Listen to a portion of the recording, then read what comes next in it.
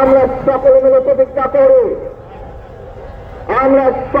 প্রতিজ্ঞা করি যে ইনশাআল্লাহ আগামী দিনে দেশ পরিচালনার দায়িত্বে যারা আসবে আমরা সকলে নবী করিম সাল্লাল্লাহু আলাইহি সাল্লামের যে ন্যায়পরায়ণতা, সেই ন্যায়পরায়ণতার আলোকে আমরা দেশ পরিচালনার সর্বোচ্চ চেষ্টা করব।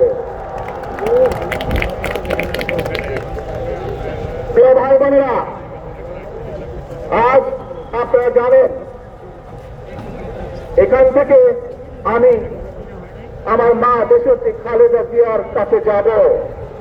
এই একটি মানুষ, যে মানুষকে এই দেশের মাটি, এই দেশের মানুষকে নিজের জীবনের থেকেও বেশি ভালোবেসেছেন।